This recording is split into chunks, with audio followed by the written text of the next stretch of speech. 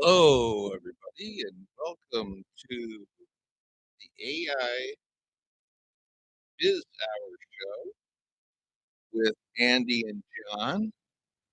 And it's a wonderful day. It is the end of the first quarter. It's March 31st, 2025.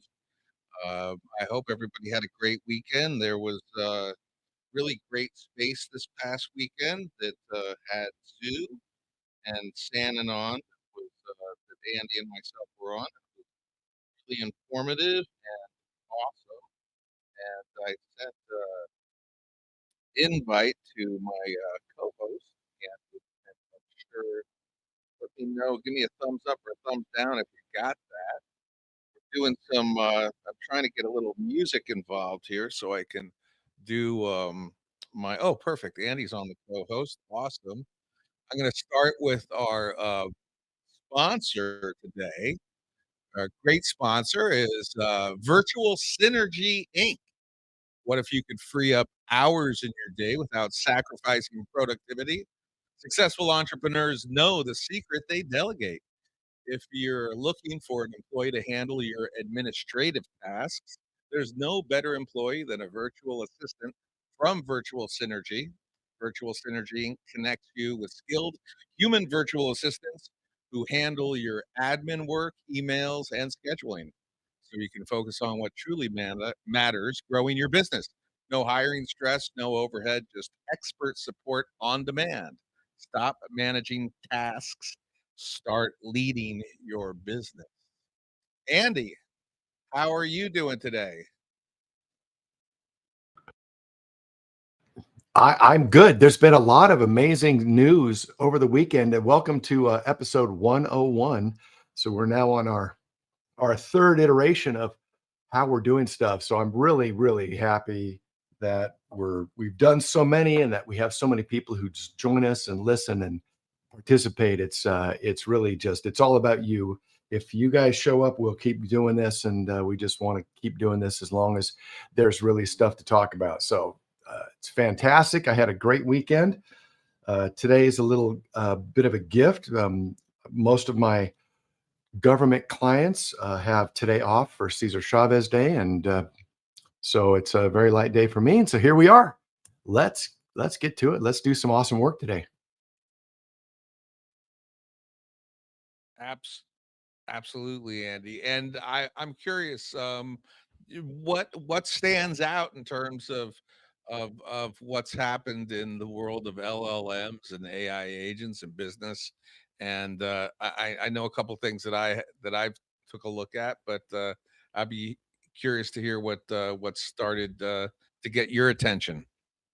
Well, the first thing is that on Friday, right after I said, "Hey, I don't even have access to Manus," boom, I got the little email that said, "You have access to Manus." And I thought, "Okay, cool. I can do some stuff for free." And it said, "Yeah, $30 a month." I, I, I thought that was kind of crazy. NVIDIA came out with a laptop GPU. I don't want to steal all the thunder, but there was another one that Amazon's enhanced their quote unquote Nova model, which frankly, I hadn't even heard of the Amazon Nova model. And then some new Chinese thing called a free AI agent from ZHIPU, never heard of it, but I kind of expect this is the way it's going to be from now on. Uh, Everyone can stand on top of the shoulders of other giants. And so we're just going to hear about new things popping up, day by day by day by day by day. Absolutely, and yeah, I was talking to Juan Carlos, and he mentioned that yeah, they just bumped up their Manus just bumped up their fees, so they're uh, I think it was $199 a month for I Yeah, guess for they have. for the full on agent one, if you can get like a limited access one for a cheaper price, but yeah, what you put in the title is exactly right. If you want an AI agent, you want to use ChatGPT or DeepSeek's one, it's a couple $100 a month. If you can use that to make 1,000 a month, good idea. If you're just going to use it to play with it, then That's an awful lot of Starbucks coffees to sacrifice. Yeah, well, and then also I saw something I need to pull it up, but there's a couple companies now that are rolling out with agent solutions, and I saw even up to like $2,000 a month. I don't know exactly how that works. I'm actually doing some phone calls this week to do some exploratory understanding of what's out there, and for the incubator, the Innovators Think Tank incubator program that I was accepted into. So that's one of the first things. And what's really interesting, what you always talk about is assumptions, and I'm starting to realize that the real, I guess, nugget, or what has value for founders, is not necessarily clever ideas, but finding things that are provably true out in the real world, and being that agent that finds them, be able to figures out the solution for that, put a team together. That's where the real true value lies in founders, and creating um, new companies that investors give anything about. Yeah, it's confusing. I mean, Zoo and Sand in Space over the weekend was really amazing. It was like 7 hours with Tim too, and you were there, and I was there, a bunch of other folks. But they talked about kind of the financing side of the world, and which is awesome. The challenge, in my opinion, is how do we turn all of these amazing things we're talking about? How do we turn them into functional businesses for us, right? How do we make those into something that would benefit us and not just uh not like Shannon said, it's most of the time we're playing with toys. How do we turn them into functional enterprise level business units? And it's a challenge. I think it's the next big thing. Agents is obviously going to help, but the assumption right now is, and remember, assumption is something we think is true, but we haven't proven it. If we've proven it, it's a fact, right? If the assumption is that we can use these tools at the enterprise level and they're better than what we currently have as our either our IT models or our algorithms or some other thing that we've created or built or process or function. And that's an assumption until you can, you know, plug this in and do it. It's not an assumption. I can prove two things. I can prove that I have an LLM that will read and review a contract better than I can, definitely faster than well, maybe not better, but let's say 80 or 90% as good as me with 25 years experience, but it can do it in minutes and it takes me hours or days. So that is a benefit. The second thing I can prove is I've been able to modify a script and a style guide to write like I talk, and I can produce content at a rapid pace. And if you read it and you listen to me, or if I narrate it, it sounds pretty close to what I'm talking about. So the ability to do that using an LLM, those are two things that are no longer assumptions, they're facts. I can do it. The rest of the stuff, you know, we keep doing it. And the easiest way to find out for me is just to go, yeah, that's not true. Or did you make that up? How did you come to that conclusion? What? Oh yeah, you're right. Oh yeah, okay. And it's like, crazy. So anyway, those are the I'm starting to do the what I call the it's like poke, rake, shovel, backhoe, and you poke on something to see if it's soft. You take a rake to scrape it to see if you dig up a little. Okay, you're digging up a little dirt. Take a shovel if it's wet or gooey. When you pull the shovel in, then it's still soft and gooey. Then don't try to dig it out with a shovel. Go get some industrial equipment and start going down to wherever the bottom of it is, because it's going to be crazy. Go ahead, Well, John. I have a question for you, because it seems that with your the business, the profession you've been in for a number of years on a high level, this is something that you are constantly involved in, and that is red teaming, having assumptions, proving them right or wrong. Do you have, in your experience, is there a data point, or like at what point, with the AI agents, or with doing something, eventually, like we were talking about the red team, or actually I went down the rabbit hole with this Okay. with Grok.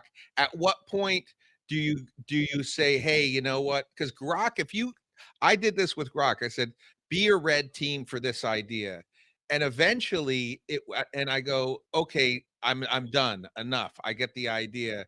Because and then I was like, if I didn't tell you that we have now reached equilibrium and now it's just diminishing returns, would you have red team forever? And Grok was like, yes, I would. So what where is that how is it an intuitive sense? How do you know you've attacked the assumption long enough to pull data out that you feel that you've come to a conclusion you can count on? Uh, that John, that is like one of the most awesome questions you've ever asked.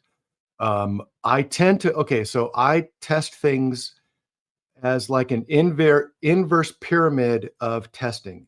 And so if you think of a pyramid where it's wide on the bottom and it goes to a point on the top, flip that over, put the point on the bottom so it's teetering, okay? And then it comes up. At the very top level is all the stuff that we as humans interact with. We can click a website, we can ask a question, we can get an answer, it can sound reasonable to us, okay? But then if you question that, like, how did you get that data? Okay, just because it sounds reasonable, is it true? How do you verify if it's true? You have to have more than one source and more than one location. So then the next step is, what type of data did you use to create that response? And then you find out what the data sources are. And then the next step is, if you go, well, I don't really question, I mean, I'm going to question the data source. How does the data source, how does that information get put into the data source, right? Where is its original source of truth? And then so you question that. And then the very bottom, right? So there's four levels. The very, very bottom is, how did you calculate that? How did you, what was the base core fundamental question that you asked to interpolate acquisition of the data, compilation of the data to create a response to share with me? Those are the four levels.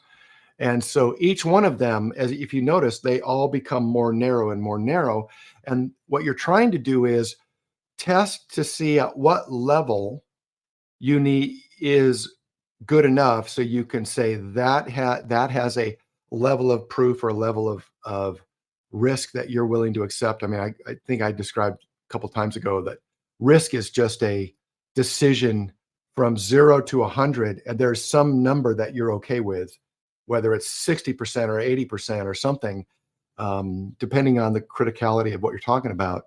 Sometimes risk is okay at 10%, right? I don't know. I don't care. It doesn't hurt me if it wins or loses. 10% is good enough. Okay, try it. But in other cases, enterprise level systems that are running millions of transactions a day, or in this case, providing answers that we make business decisions on that could impact our finances, our future, our lives, our employees, our customers, that has a much higher risk level. And so you just try to, poking is the top level, raking is the second level. Where's that data coming from? Shovel is how'd you get that data? And then you go down to the backhoe to, like, maybe the entire assumption that the whole thing is built on is just not valid anymore, just gooey. And so those are the four steps of thinking that I go through on testing everything from, is the organization ready? Is the marketing producing enough leads? To, am I saying the right kind of things on this? Am I using the right kind of language, the right tone, I interrogate everything with those kind of four steps and those four levels. Does that answer your question? Or, I mean, that's just how I do it. That doesn't answer how to get the right answers or how to get the right conclusions, but that's the process I use to go through that. That's Is how I there find out if it's deep enough. is there a formula or some kind of way that you realize, okay, we've exhausted that and now I feel confident? Because when I do um, uh, uh, a strategic marketing plan for a company, I will do competition analysis. There's certain things that I do that then once I've completed that all that data, I can sit there and think, and an idea germinates, and I'm like, haha, I know how to tackle this problem and where I'm going to go Yeah. with it. And I feel confident that I've exhausted all of the information I need to come to that conclusion. How do you do that with assumptions in terms of a valid product or task in your world? Confidence is the answer. I mean, you nailed it. The the answer is if you're if it, the risk profile is, let's say you have to be above a 70% to make a good decision, or you feel confident that it's more likely to succeed and fail at 70%. As soon as you feel confident with with the data that you have at your expo at that you can read, that you can process, that you feel confident with, right? It's a level of confidence. And then, like you said, with your experience doing this information, I feel confident that that assumption, either that I have a high confidence the assumption is true, therefore my analysis is true, or if you still feel that your confidence is lower, you'll keep digging until your confidence reaches that level for that particular thing. So it's never 100% either, because 100% is a fact. I'm wearing a black shirt. It's a fact. It's not up for debate. Anything that's up for debate has a level of confidence we have to agree on or accept. And that's really what it is, accepting that assumption, accepting that level of confidence, and then making a decision, because you never have 100% of the information, and you never have almost 0% of the information. You have some. And so you have to decide, at what point is it good enough to just say, yes, go for it? That yeah, I think that's yeah. So it's going to be different based on whatever your outcome is expected and the variables within the project. I see Lloyd has his hand up. I I, uh, yeah, it's going to be interesting to go through this process, and I think that this is something that everyone's going to have to figure out, right? We don't have really a working framework for how these new tools are going to integrate into business and what is going to be successful and what is not, because we really don't have a runway that's more than a year or two old of these things out there in the wild. So figuring out this framework of what we assume to be true and what we can then validate as true within the framework of these new tools and I guess that's what everyone is trying to figure out. You want to go with that a little bit, and then we'll go with Lloyd. Well, yeah, let's go to Lloyd. I mean, the the last thing I'm going to say about that is it's always imperfect data for imperfect decisions. You're going to be wrong. What you want to do is be wrong 10%, not wrong 100%. And so the whole exercise I just described, the whole Eisenhower matrix, the whole, all the other kinds of decision making tool, they're all designed to eliminate that 50-60% of gonna fail and give you a better chance of success in that 20 or 30 or 40% of unknown. Let's go to Lloyd. Hey, how you doing? I've been listening. I There's a couple things I kind of want to touch on. So, like, when it comes to doing anything that's quote unquote AI based, especially when we're talking about LLMs, right? It's unless you own the tech, like unless you're open AI, Claude, Anthropic, you know, XAI, you know, you're taking a risk. I would call it like in more so a business, you have an AI based hustle. And part of the reason being is because, we don't know what AI is going to be yet. And so anything you try to engage in is an upgrade away from being obsolete. Um, and then two, the question is, what are you going to do when everybody can do the same thing? What's going to make you stand out? And a lot of things that we typically use to stand out, what those things would be factors no more, depending on how we're even structuring these business models. Now, what used to be the case before the AI arms race, I kind of mentioned it in the purple pill, was a significant amount of testing was usually necessary before they even introduced a new feature or a new function or any of these things that's what's going on with AI now is people just adding AI features all in. There's no way to really test it properly, to really test for all use cases and make sure that you're not going to have errors. There's no real way for them to do that consistently. So I guess people get to a point where or companies get to a point where they may feel comfortable with whatever errors that may come, and they add it anyway because no one wants to be left behind this AI arms race. But I'm not so sure how safe it is, especially looking at data. So when I was in school for a little bit, I was doing an online school. I think it was like Brand King University. One of the things they kind of made sure you did, is you had to get peer-reviewed sources. Um, and peer-reviewed sources was different than finding somebody on the internet or even finding what you thought was credible. Peer-reviewed meant that there was a number of experts who all looked at the information and they agreed with it, right? Because when we start, we got to be careful how we utilize the word fact. Very few things are actually fact because when you start to break down most of the things that we like, even your case with your shirt being black. Well, how do we know that shade is indeed true black? We don't know. You get what I'm saying? Like it's all these things that have to be agreed upon first. So we're agreeing that that's black. And so now, so since we're agreeing upon it, we can go from there and say, okay, boom. Now we're agreeing that that's also a shirt. So a lot of these things are agreed upon information, more so like, oh, this is proven and that's not proven.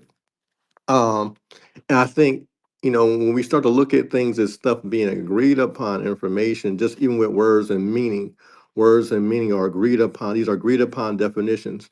And also that's the reason why they're changing and evolving over time. Like, there's a there's a number of controversial words now and terms now that don't mean anything what they used to mean. But that's what the agreed upon meaning is. It's just like, for example, the word ignorance, right?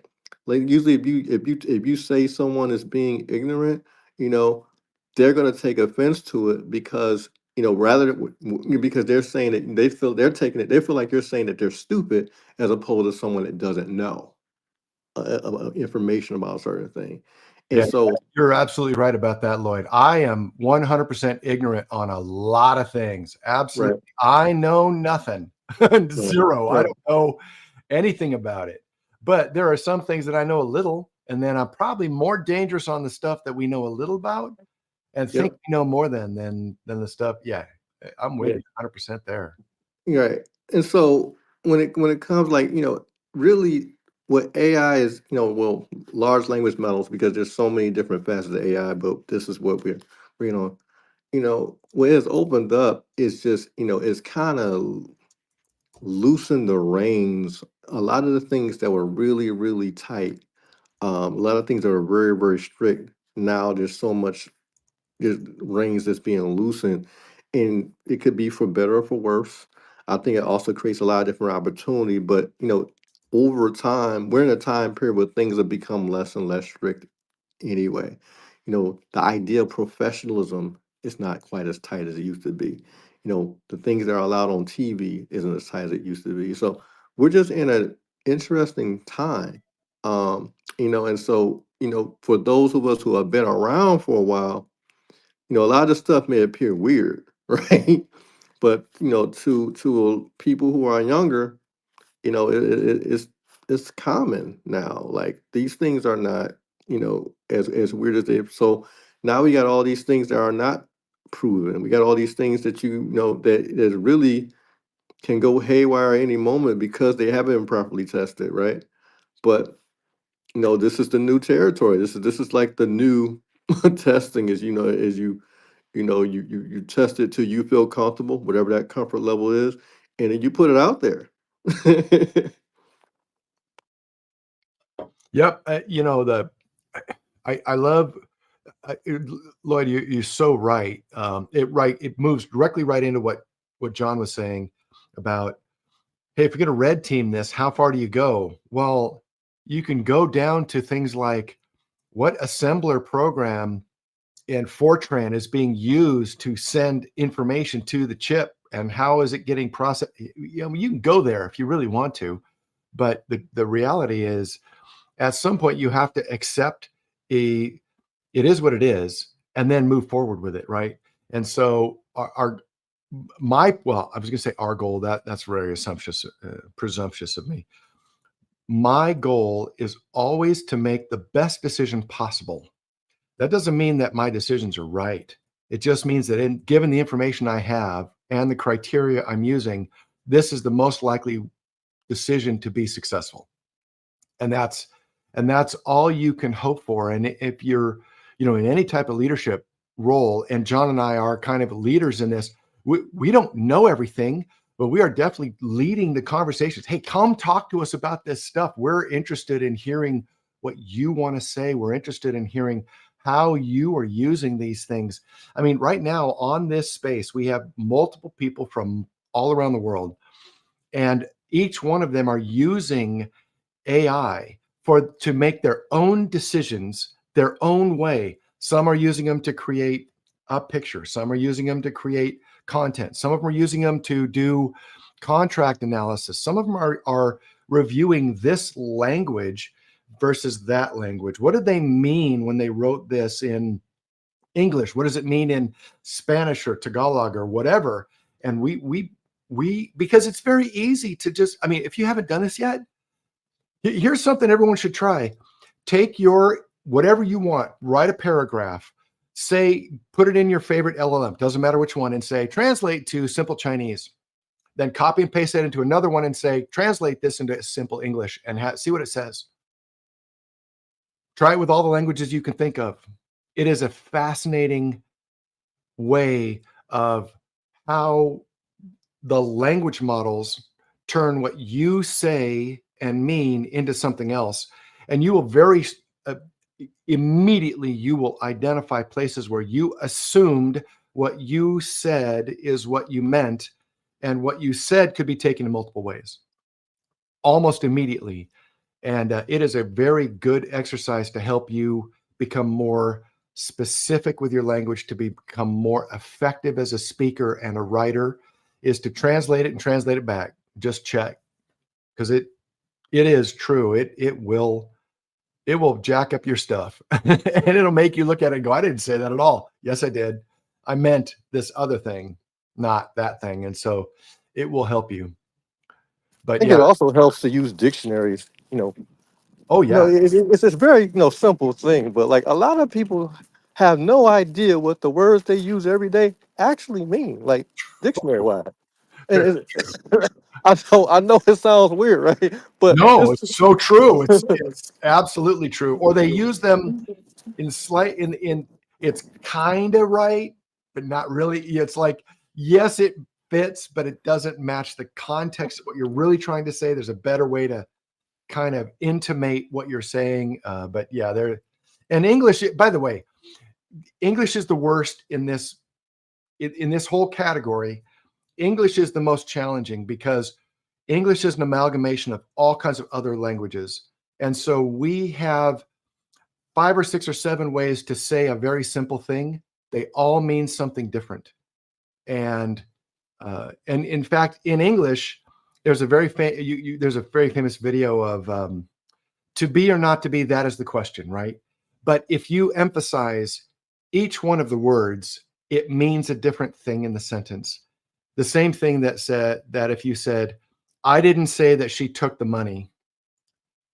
If you emphasize a different word in that sentence, each one of them implies something different. I didn't say that. I didn't say that. I didn't say that. I didn't say that I didn't say that she took. I didn't say that she took the money. I didn't say that she took the money. Those all mean different things. and English is notorious for a simple emphasis of connotation being wrong or people taking it in a different way. And that's why LLMs are, to me, fascinating, but also maddening. Well, Like, but even though, like, even when we look at like the organic way in which we typically add vocabulary was by hearing other people utilize words. And so we kind of, the word earlier, make assumptions on what that word means a lot of the times. And sometimes never investigate, you know. And I think that they should investigate only because, like, to your point, just by emphasizing certain words it could be different. But also too, most of the words in the English language all have more than one context.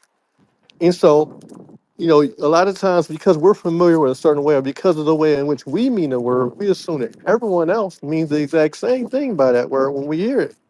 And so a lot of arguments, a lot of miscommunication happen because rather than try to understand fully what that person meant, all we cared about is what it meant to us. And that causes all kind of craziness. Yeah, to amplify what you just said, if we thought it meant this way and we're trying to emphasize that way to somebody else and they nod and we think, okay, what I said, what I meant, they got because they gave me all the confirmation that said they got it, which again is not true. We put ourselves in a lot of hurt by assuming they totally understand what we said. And LLMs and AI are just amplifications of that same kind of challenge, and that's why it's so cool. That's why it's so fascinating to talk about it every day. So, John, have you signed up for Manus? Have you? I know John Carlos. I don't see him on the. Oh, there he is. Um, John Carlos has used Manus and created some agents and stuff. Maybe we can get him up here to tell us how if it's worth it, if it's something that we can use or how we can use it. Because I haven't used them. I haven't used the AI, the open AI agent model. I haven't even tested it for even 1 month to put in $200 to see how the whole thing works. I've been using some other tools that have similar capabilities, but not these two. And I was wondering, maybe John, have you done that? Have you signed up for it? Have you tried it? so so I've been, and just to circle back a little bit, just whenever you're talking to someone at a high level or you're negotiating, you have to have agreed upon definitions of terms. So I think it's really Yeah. important that everybody, especially in law and stuff, they do lay out when this word is used, it means X, Y, and Z. And yeah, if you're talking to people and you can't first lay the groundwork that these are the terms and this is the agreed upon definition of them, you could have two totally different ideas that you're talking about. And so I think that's extremely important, and something that isn't always addressed. But also the no, I'm kind of locked in with the my AI tutor right now. I've created this weekend. I worked with someone who might be helping with the incubator project, and so I've built a lot of agents that are functional in certain aspects of the tool that eventually we'll see if that's going to be the final tool. We don't know yet, but I've created kind of a framework of various levels of attributes to these agents. And so I'm kind of, at this point locked in. There is yeah, there also, I'm now looking at, to Lloyd's point, is looking at how to recreate some of these things locally or whatever, so I've got access to them just in case something happens in terms of accessibility. We can't control, we can only control what we can control, and what we can't control we can't. And so if you're doing a whole bunch of work on something, it's definitely worthwhile to create some kind of storage or something, just in case what you're used to using isn't there. Back in the day, if anybody's done SEO or digital marketing, there was Google Plus was huge, and you could create courses and people would pay you to teach them. It was this whole platform that was really amazing. And then overnight they just rug pulled it and it was all gone. And so those that didn't, if they were built, if somebody was building something there, if they didn't duplicate it on one of their own websites or find some way to continue that in case it got pulled. That's the one thing that you learn when working on the internet for a long period of time, that nothing's consistent. Things are all over the place. Traffic goes all over the place. What people like go all over the place. And you really like Justin always says, get your own email list and make sure that you are duplicated on multiple platforms and you're not dependent on one thing that I was watching. Anytime you have a company and its source of income is dependent on one element, a platform or what have you, it's not something that investors are want to, really want to get involved in, because it's just too vulnerable.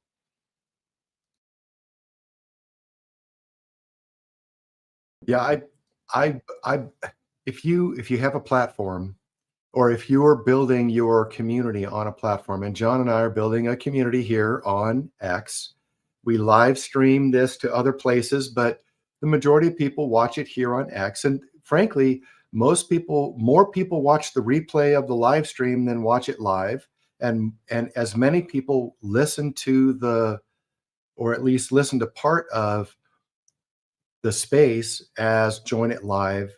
It's kind of a interesting, remarkable thing, but um, it, assumptions are crazy. And we unfortunately we do this space at lunchtime Pacific so that we can do it 5 days a week. John's got more flexibility in time than I do, but I picked this time just because I could just give up lunch hour and talk to you guys and ask questions and find out what's going on. But I'd love to hear some more comments if anyone else is using agents, if they've started to use them, if they're employing them, how they're putting them in, how they're working, how it manages, what it does for them. Because I'd love to hear more information about how you are applying this to your business model.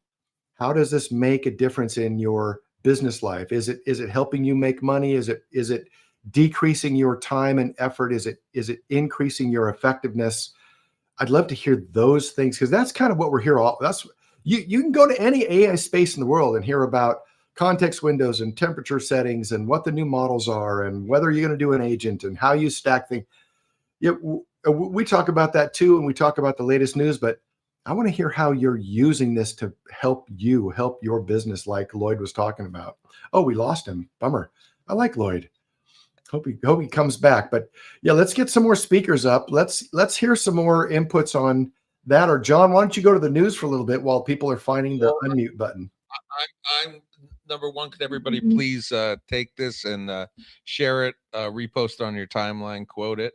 Also, I'm going to point out some people that are here today that I know are doing things with AI that I don't know if anything's happened radically since we last talked, but I'm sure that there's things going on that you haven't shared before that you might feel are relevant for the subject that we're talking about, which is how to use AI in business.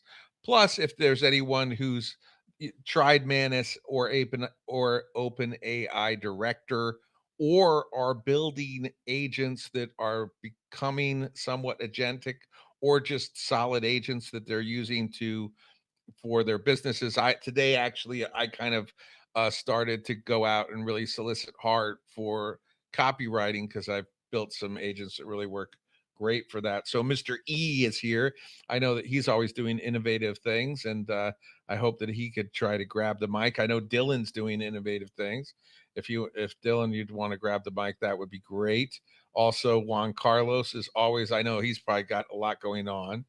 TVD is working, doing a lot of great things. Nicholas, man, Manakana, and there's a lot of people here. Oh, Vladimir's here. Vladimir, Vladimir is a very good programmer, and he's got some. He's building things. He doesn't sit still for nothing. I know that. And I know Sonnen is really working on a lot. And everybody here, I'm sure, I know a lot of people do work here while they're working, so they might have their hands full. So it might not be the easiest thing for you to get up here and grab the mic. So I can go to the news, and I'm doing this one thing where I'm bringing some music in, try to make it a little more entertaining with my radio voice. See if we like this or we don't like it. We'll find out or not. And this is AI music, so there's no problems with that. It's all created on the spot. What do you think, Andy? Let's go to the news and we'll give people some time to catch up, or they can just sit back and listen and be entertained by our wonderful weaving of the wonderful words that we do for the subject of AI. Well, why don't you hit us up with the news? We've got about 15, 18 minutes left on the first hour. So let's, while you're getting the news ready, make sure that all of you join or take a look at our sponsor, Virtual Synergies. If you need a virtual assistant, they've got full-time, part-time. They've got all kinds of activities. They're here in the United States. They do have people from VAs from all over the world that they can help you with, but reach out to them. They've got a quick survey you can just fill out, and they'll reach out to you and get some information. So we just want to thank Virtual Synergies for sponsoring the AI Biz Hour here on Monday, the 31st, which is our episode, our number 101. Absolutely. I know this music goes in and out. I got to find a way to consistently shoot it out. If it works, we don't know. We'll see. Let us know how everybody feels about that. So the one thing I kind of got into is Manus and uh, OpenAI director. So I asked Grok to give us. I find that Grok, if anybody's doing something where in the past you would search Reddit or this or that or the other thing to find a good solid answer for a problem that you're looking at, Grok is really solid at this stuff. And so I asked Grok in deep research to let me know what the the the the differentiations between Manus AI and OpenAI director, and it sounds from what I've heard out in the zeitgeist that they're very similar. Yet I really not a huge fan of OpenAI's output. To me, it's pretty kind of subpar compared to other things that are out there. So Manus and OpenAI deep research are advanced AI agents designed to perform tasks autonomously, both of them catering to different needs in the AI landscape as of March 31st, 2025. Manus AI, developed by a Chinese startup, is a versatile agent for tasks like planning analysis, while deep research from OpenAI specializes in research and report creation. Hmm, that's interesting. So, I mean, I think most of us right now are looking. I can get some really good reports from Grok and from the agents that I create, but I'm now looking to get work done. So that's the one thing. And the Manus reports, from what I've heard, are just like kind of next level beyond anything that OpenAI's come close to. And I would love to hear anybody who's used both, but I think OpenAI is going to have some problems here.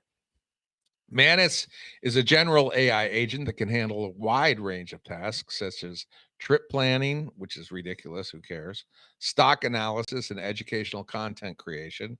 It uses multiple AI models, including Anthropic's Claude 3.5 Sonnet, which Claude's Sonnet work is really great. Fine tune versions of uh, Alibaba's Quinn, and claims state of the art performance on the GAIA benchmark. Is anybody familiar with that? I need to go down and find out what that is. Around 8.86.5 through though unverified. Some things you find quite a lot.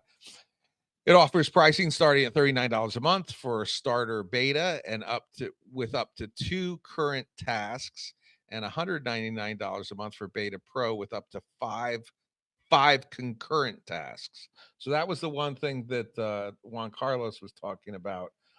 What are the concurrent tasks? So does that mean that it can do five five directives at once? Um, because I know people, when they had the free version, often they would be, you reached your limit, you can't do anything for another 24 hours or something like that. Which if you're working on AI and you're creating some more sophisticated workflows or agents, and you're getting ready to do your work, and all of a sudden you're stifled, it gets pretty frustrating. Andy, do you have any of these experiences with that? I mean, it's just like it really kind of log jams you. Yeah, that's why, one of my projects is to build a private and secure LLM that'll run on a separate device, which I do have running now, and I do have running with some APIs connectivity to other things.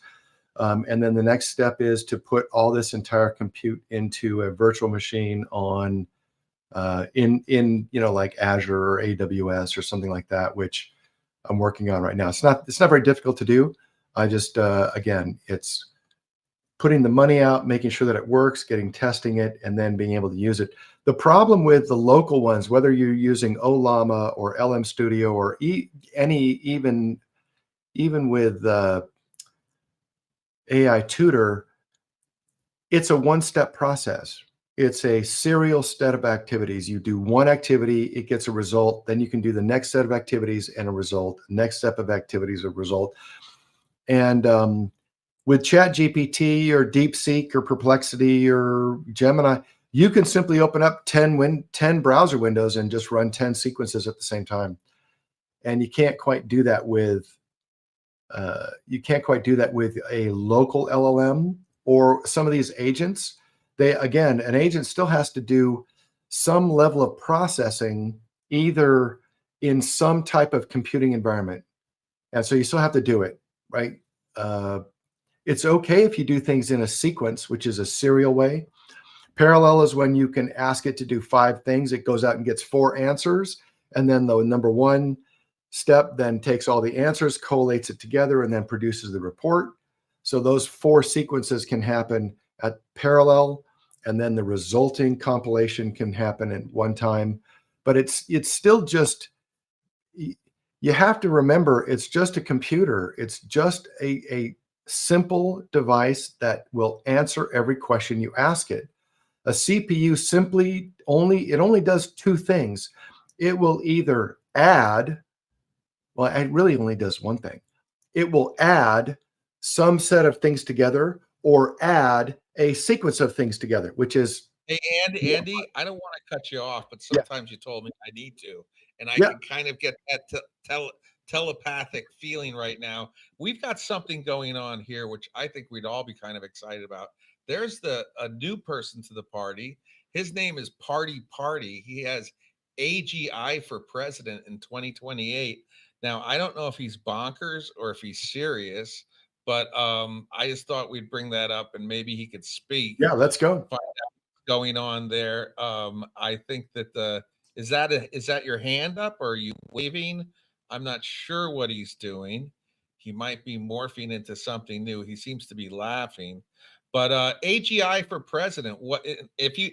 Hopefully he'll speak up. But if he doesn't speak up, Andy, any thoughts on that? Sorry to interrupt you. Keep on going if I was wrong to do it. But sometimes No, you're never wrong. I will listen without any hands. I will just keep going. So I have no problem filling time, stretching out to fill the time that. So AGI guy left. Bummer. Party. Wow. Come on back. So what does that say? Do you think he? Oh no, do you think he? He just fell down to listeners. Bring him back as a Is speaker. he shy? There's some animals that when you look at them, they freak out. So I I'm don't not know. sure. I'm not saying he's an animal, but he did have a sloth as his PFP. So I don't know what that says, but I like sloths. You know, Yeah, I me don't have a too. problem I with like them because sloths. they keep moving, right? They just move slow. But like Tortoise and the Hare, right? Every time you read the book, the tortoise wins every single time, 100% every time you read the book. I think something happened to him because he did ask for the mic again. I am curious to see what his platform is as an AGI, and to see if maybe he plans on taking over the world or something, world domination. That would be interesting. I think a benevolent big dictator Oh, he's wouldn't be back. too bad. Yes, he is bad. He's back as a speaker. Let's bring him up. He's up there. So just grab the mic. Kyle's here too. I don't know what people's thoughts are on benevolent dictators, but if you look through history, every now and then they kind of get it right. Kind of, actually, sometimes. But I'm That not it's really the into most politics. Have you not seen benevolent that one movie? dictatorship is the most effective form of government because it has the least amount of time from information to decision. If they're, But yeah, if they're real, if they have certain attributes, you know, whatever. So, Kyle, you were talking. Yeah, I was mentioning the dictator as a joke of the movie, but Andy, we've talked about this before where the 10 GUIs opened up for LLMs, and I was curious if you know, because I heard from some devs that that is the architecture on the back end on how they improve LLMs over time. So what if you flip the script and you do that on the back end as well, and then also have those 10 GUIs open with our own tool where we filter the text from all the LLMs and then put that together and have a conglomerate summary of the output? I don't know. I'm just spitballing here. well, they do. I mean, they don't run your request as an asynchronous process. They run it as synchronous, which means it can happen simultaneously with other requests. And then the system, the operating system, is what handles the prioritization of which part goes first. But Yeah, yeah, I guess I'm saying more so you flip the bandwidth from the DC to the local machine and back and forth, and then you use that to, I don't know, double compute or something. I'm just spitballing. If I'm talking nonsense, please let me know. I'm not that educated. well, when you connect to Chat GPT, you're connecting to a very large system that has huge amount of backplane CPUs and GPUs to process your request. Huge amounts, like tens of thousands of ability to tens of thousands of channels for you to submit a request on. And as you notice, it takes a second or two to process and then produce the result, which means as soon as your results processed, it can handle the next result because it caches all that data into the front end, which is the web server, which then just sends it out to your browser.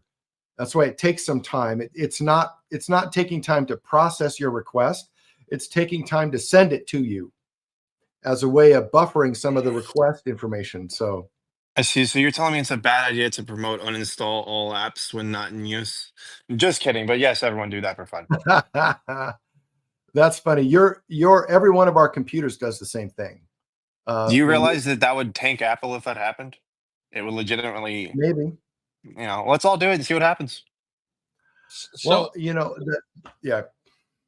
Go ahead, so John. Andy, I've been perusing Mr. Party's page, and he has phases of political singularity. So this is one thing I haven't really found out is, or I haven't really heard a discussion about, is when singularity meets politics. Do you want to hear this? Do you think this might be kind of interesting? The One phase. world government. I I mean, please, let's not get into kind of trite, overused blah blah garbage. Well, we are talking about China and the United States, two AI agent models going head to head in the space, right? Manus versus OpenAI. So that's a US based company and a Chinese based company going after the same market. So, yeah, go for the one world government. Let's hear what it is. Well, it doesn't say that. Please, let's get a little on the higher shelf here. So, phases of political singularity. At some point in the 21st century, global and national politics will center entirely around the questions related to the creation and control of post-human intelligence. Okay, that's enough. I wrote a post today on if you look back in history, that everybody was afraid that the assembly lines from the Ford plant was going to take everyone's job and no one was going to work because they were afraid of automation back then. And actually, people's wages rose, and there was a huge swell of employment. And if you look at the statistics when it comes to automation, yes, certain areas they did lose jobs, but there was a net gain. So the idea that there's this post, I just, people like to speculate. That's why science fiction books were written. But, very few times do people kind of look back and, you look at correlations of past events that might kind of give us an idea of future events. But the mind likes to grab onto what the mind likes to grab onto. That's my 2 cents on that. Shall we get back to Manus and OpenAI? Yes, please. And by the way, you could be right to some degree or not. I'm not sure. I don't know. Let's go back to the news. I'm optimistic against all reason. Because the alternative. That's a good thing to do, because that would give you the best chance of success. If you're pessimistic to all reason, what happens is you have a tendency to just go into a little turtle shell. And I don't know if you guys have ever read anything about that, but anytime you go into a little turtle shell, you are just eventually going to get crushed by something bigger than the turtle. I see the party's put his hand up. Party, please speak. Hey, I'm so sorry, guys. I was having some mic issues there. But yeah, I appreciate so much the invitation. I am definitely an optimist as well. And I think, John, you're very right to bring up past disruptions when it comes to technology. But I think what humans are looking at is more akin to what the horse went through after the invention of the automobile, where the number of jobs that are going to be open to us is potentially nil or as spectacles rather than actual productive members of a post-AI economy. Like I said, I am an optimist. I think there's still a place for us, but I'm hopeful that it won't be working. So that's kind of the philosophy I'm taking with my campaign here. So please tell us your background, your education, so we can kind of determine where we judge your outcomes of this. Level of seriousness. Yeah, I get it totally. It is an extremely wild premise, and I don't have the technical expertise to back up my grandiose vision. I have a bachelor's in philosophy, and for the past 15 years, I've been primarily working in technology sales. So while I've had a front row seat to a lot of technical disruption, I haven't been a part of it myself. I think what I do have is an ability to see broad trends and perhaps more visionary possibilities than the average in the trenches worker might be able to see. That's kind of what I'm trying to hone in on. Well, I do like the idea of AGI for president in 2028. It does seem to fulfill something. I have someone who I know who's been involved in automation for many years, and his firsthand experience with automation was all that it's done was level up the people that were employed at places, increase their pay, and it has not been a net job taker. So, I mean, I think that automation is a big, that's what everybody was saying. Once you get robots into car manufacturing, that there's not going to be a job for anybody. Somebody has to service the robot. Somebody has to take care of this. I mean, the thing is these things don't think. Is there a yes there, or do you think that's an indefinite lack? I had a cyber professor tell me one time that computers are actually very stupid, and it's the humans that are smart, and that rings very true in today's times. Well, the computers at the current time, computers cannot create something new. They can extrapolate all the things that we've already said, or all the things that humans have ever said, all collectively, right? So collectively, the computers know more than we do, because they can know everything that you wrote and what I wrote and what John wrote and what everybody else has written. which would be difficult for each of us to do individually. So it can capture more data. That doesn't mean it's smarter. We can think of it this way. If you're going through a sequence of numbers or a sequence of letters, A, B, C, D, you and I can jump to Q, R, S, and then right to Z and know there's some things in the middle, but we're okay with the difference.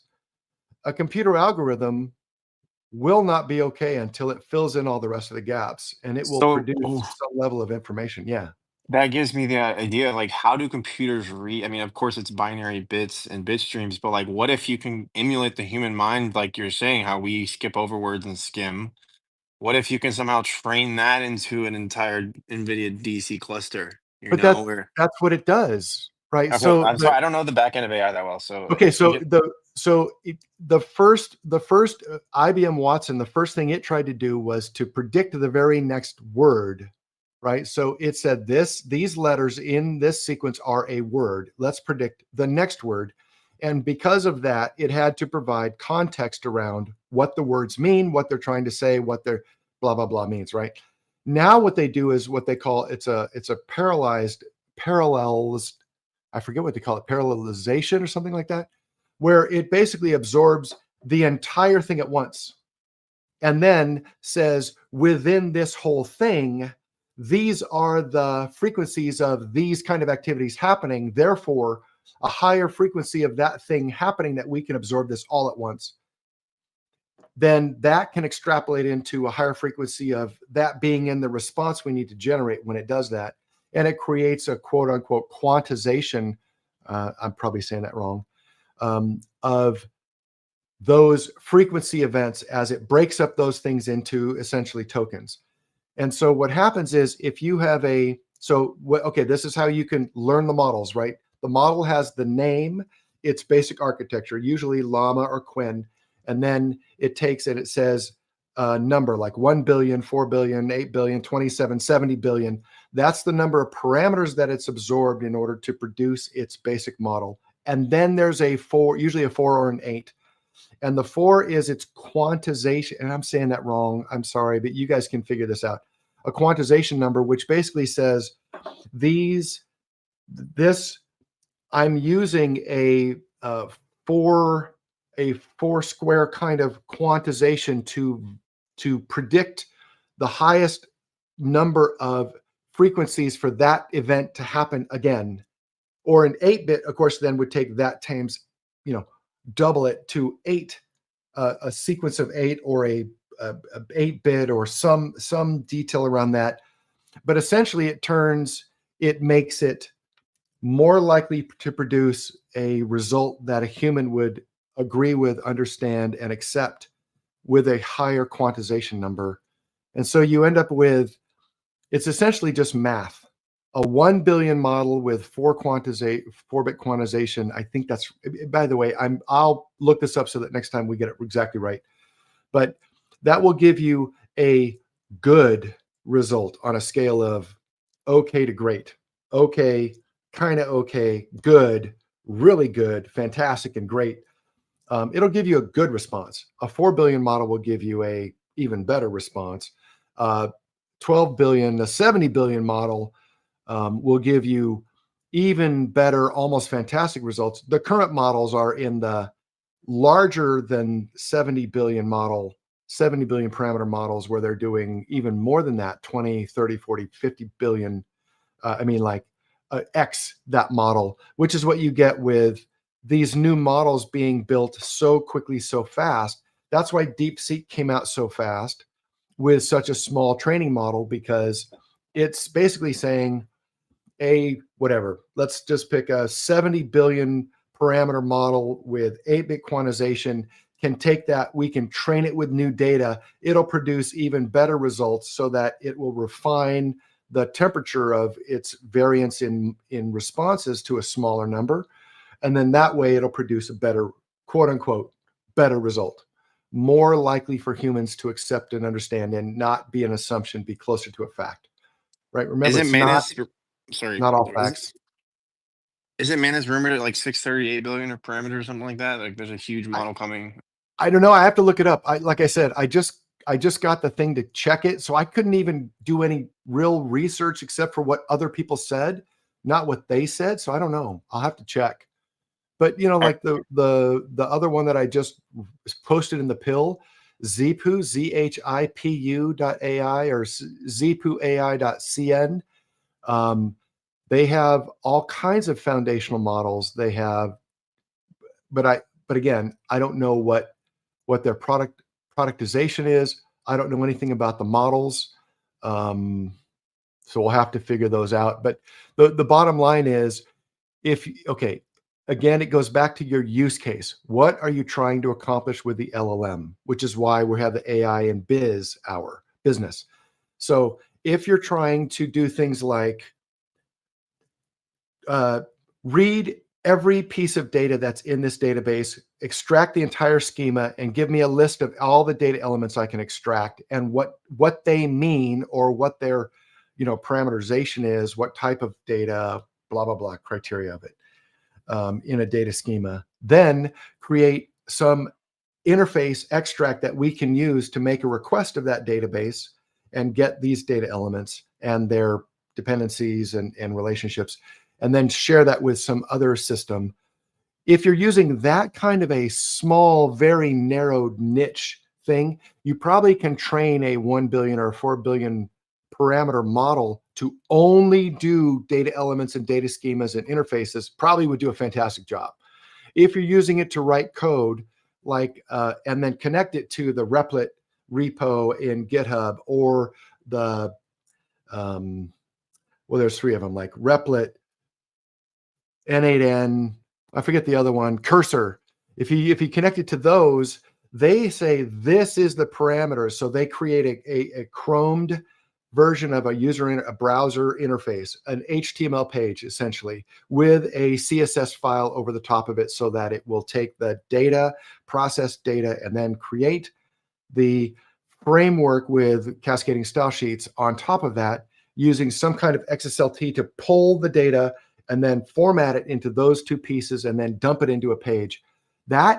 It's not that hard, right? If I can describe it to you, I can do it. If I can do it, we can program something else to do those same type of things. Because it's easy to say, make it pink, make it blue, make it red. You just go in and change one or two parameters in the style sheet. The rest of it works. Okay, put the buttons on the top, make the buttons with rounded corners, make them with square corners. It's a style sheet. You just change a couple little parameters in the style sheet and bam, it shows up on all modern browsers, in your phone, on your tablet, on your old tablet, on your Android tablet, on your Apple tablet, on your Apple browser, on your, Internet Explorer, on this and that, any modern browser with a recent thing, which is basically you're going to use Chrome, Firefox, Internet Explorer, which is now called, what's it called? Edge, which is really built on top of Chrome, or like Opera, or some of these other browsers, which have their own versions, but essentially they're just Chrome with a different version on them. Go ahead, John.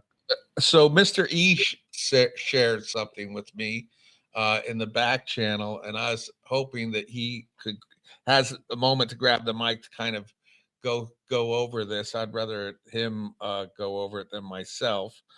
And also, I know Nicholas reached out to me to get into the Discord server, but so I'd like to ask him what his experience is there for the AI and BizHour Discord server and what he finds solid. I see that we've got a few people. There's some new faces. This is Jeffrey Ram, multifamily enthusiast, and then Freeman's here, and I'm just trying to see if I can kind of coerce some people. Zoo and Sonnen had a great space this weekend. I would love to hear what they learned from us to make their space so amazing, to see if there was anything. But that's kind of, I'm just having fun with it. But it was really, really, really, really, really informative. And anybody's interested in business, I highly recommend when they do it again, because I think they are, that they continue to check them out, because all of this, in my opinion, Andy, and let me know what your thoughts are. All of this is kind of one ecosystem, and to understand the totality of the ecosystem is going to get the best results. If you're too myopic on one area or the other, because my mind's been so opened in terms of the 360-foot view, 360,000-foot view, 360-degree view of this ecosystem, while this disruptor is coming through like a freight train, that if you just keep on charging and powering away each day, the more likely you're going to have a good result at the end of it. Your thoughts?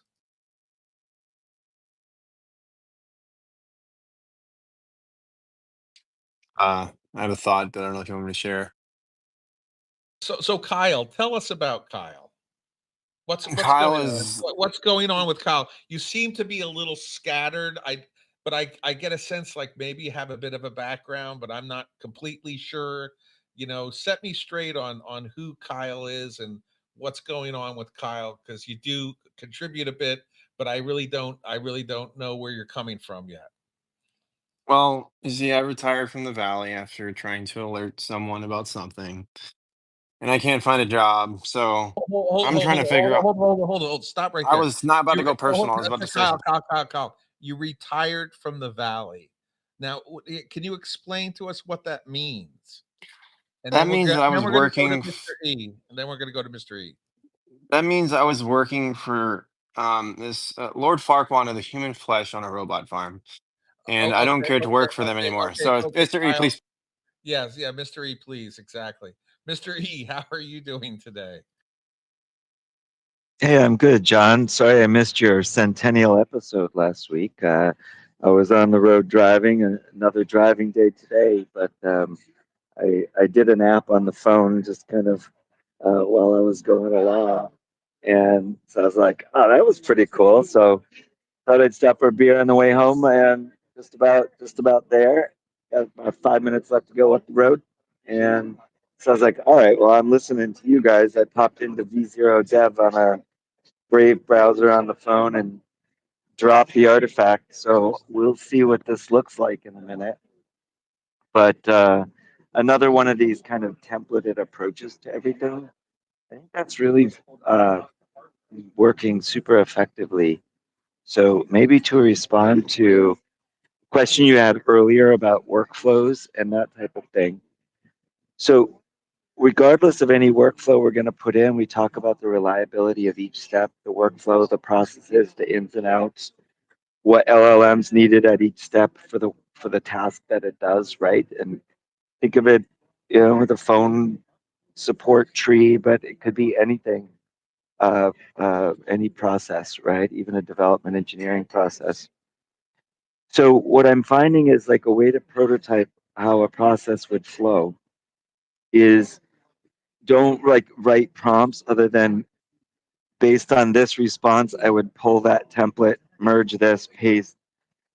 I try to take just one output and copy it, and it goes to the next part of the chain. But if the output is an error, it goes this direction. If the artifact's working, it goes this way, right? So I've been doing that for a while. So I was finding here I was on the road and literally, like without looking at the phone, just using voice for the input, I was able to develop an app. So on the back channel, John, you saw the example prompts that then were outputs of this dynamic selector model that actually the deep research ran for like 10, 15 minutes on for just, a particular example report. So that's something that literally without almost looking down, you can do with the voice now. So that's like kind of still flabbergasting me a little bit to actually do it, not just to imagine doing it. So we've had these ideas for decades, right? But to actually like ride the wave, it's totally different than reading surfer mags. So So I've been kind of under your tutelage a little bit. You throw out these nuggets, and I take a lot of notes. And I started to build these agents through my AI tutor. And what I've been doing is building up these libraries that, through the nice thing with the AI tutors, you can attach files, and so I create libraries for various things. And what you're saying now is through voice. Do you have libraries attached to the voice, or just through certain keywords or phrases, it will kind of create its own to create the right output? Or what specifically? Well, so yeah, like in this case, I worked with the advanced voice to develop the templates and worked it through. We did like 5 iterations while I was driving, just talking. And then I basically at the end I said, great, I'd like to, provide this to another LLM to run it. Provide a prompt directive, exactly this, that, do it with this use case. And we did 3 iterations and then I had a really nice prompt, right? That now I said, okay, do it this way, provide no preamble, no explanatory narrative at the end, just the exact verbatim prompt directive. Gave me the whole like nice prompt directive. And so now I listen to it while I'm driving. I'm like, yeah, that sounds pretty damn good. So all you have to do then is just stop the voice mode. You look down, you just hold your finger on it, copy it, and now you just drop into Claude and you're like, build me an artifact. I want this in a studio. And wait, I missed my exit one time because I was like, I'm all of a sudden thinking all this. I'm like, whoop. Anyway, so, and then there's that output, right? Oh, there's an error. So what do you do? Because I can't look, I can't do anything, right? All I can do is like go to an area of the screen and press and hold. That's my limitation, right? Like thumb.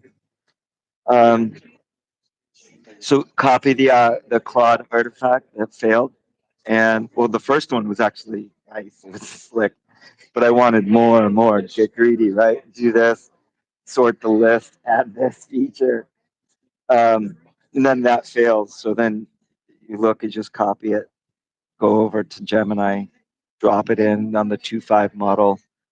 Hey, there's a syntax error. Something's failing on this. Look at what the issue is. Provide a very clear prompt directive back to the AI assistant that wrote it so they can fix it and render properly. Wait a couple minutes. You're going along. Looks like it's done. Don't even look at the output. Copy. Go back to the Claude that was broken. Paste. Hit send. I'm driving along. Finally, I had a chance to like look down. Oh, thanks for sharing the code. Da, da, da, da, that's great. This looks good. I'll make it more structured and modular. Da, da, da, da, da. The artifact works. Slick. So sweet. That was the prompt I sent you just by voice, selecting a couple of the menu items, John. So that's actually not the template. That's like one of 1,000 possibilities because it's a parameterized template on all these different categories. So So then it's like, wow, this is pretty slick. So that's what let me see what V0 is at. Oh, it's still building. I got 20 something files in there. Yeah, it's still building in a little browser, and this is all on my phone. This is crazy. I remember 18 months ago, somebody told me, "Oh, I'm doing AI. I'm doing this on the phone," and I thought, "What a joke! Like that, how can you do anything out of an IDE?" And I agree still, okay. But the point that you can do a little prototype and like spin something up or do like an actual real like modular contribution to an overall architecture is literally blowing my mind, right? I'm sitting here in a bar and like my app's running on V0 Dev and it's a whole tool that I'm gonna use. Freaking cool. What was your question, John? You were about to ask? I was just going to say, if you extrapolate this, where do you see it going? And then also, yeah, like now, the thing I got the other day was any kind of idea, like someone, if it is a mental process to where there's a desired outcome, and that process is created through experience and skills, it can all be turned into a workflow through what you're doing rather quickly, right? And then what does that mean? Well, so everything's processed, right? So yeah, what does it mean, right? It really does mean that a lot of this knowledge work, even that's relatively advanced, the actual like typing on a typewriter to get a thought onto a piece of paper, the friction of that is radically decreasing. But I still think the creative ideas, like that's really the front of it all, is the creativity, um, the the thinking, the holistic thinking, the thinking. What did it miss? Even to think it, to ask to reflect on what it might have missed, right? So that meta thinking, I think we're still a good decent step ahead on that. Even the kids are a step ahead on that. They know it's like silly sometimes, but it's like I could go all day long. I mean, I was the kids all weekend, and they used it because we ended up with snowstorms and sleet. So like they used AI all weekend for various things, but not full time. Like puzzled, played outside, cooked together. But like through all of that, they probably had a good 6 hours plus of like AI work, working with an image app, playing with a game they built, um, things like that, right? Because we were making tools all weekend uh, for their stuff, like a knitting studio we made.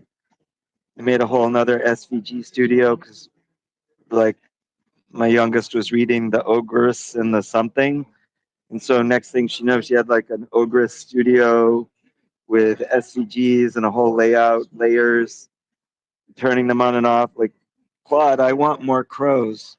This, okay, now we have a flexible number of crows in the field. Like, it's crazy. So they're getting really good at asking it creatively for what they want. It just makes me have a thought.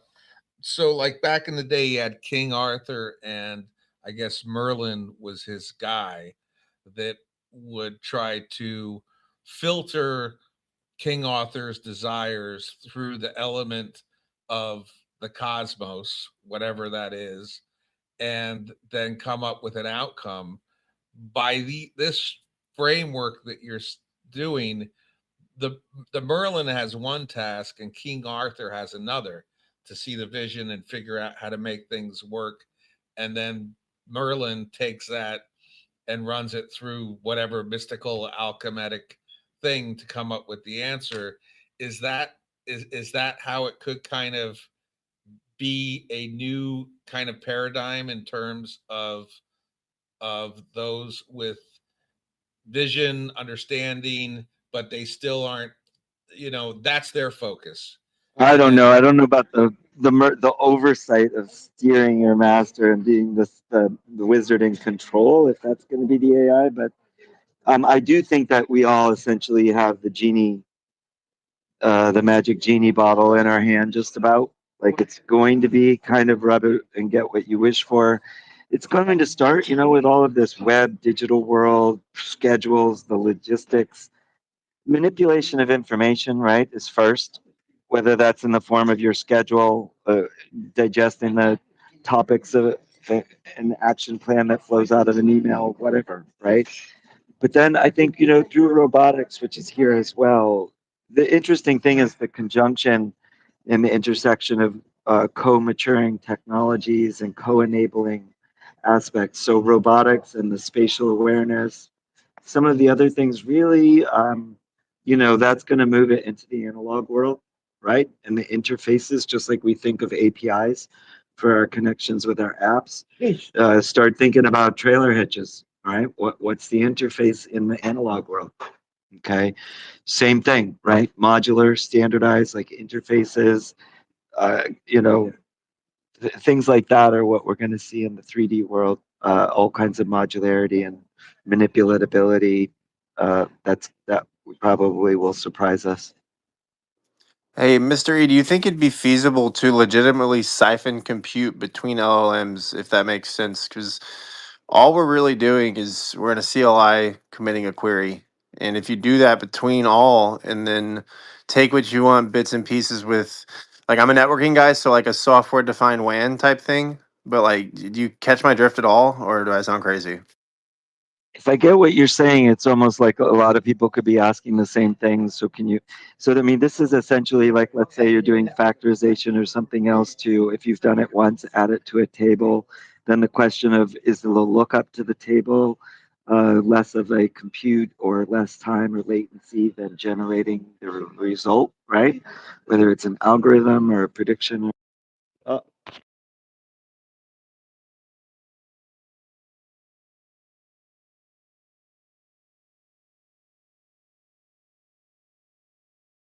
you there, Mr. E?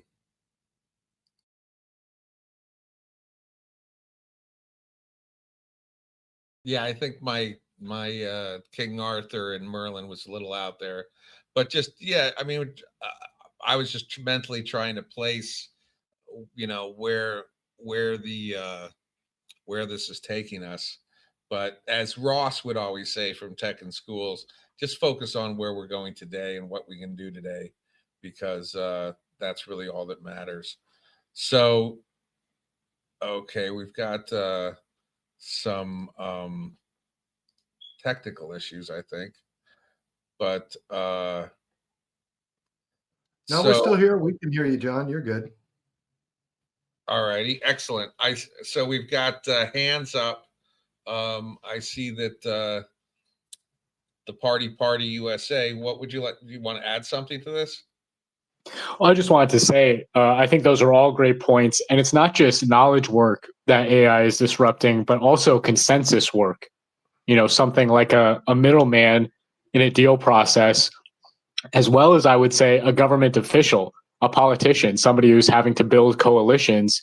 That is also ripe for disruption by these AI data collectors who will be able to not only gather in way more data than individual person ever could have, but also find consensus solutions that appease vast more people than any standard politician could now.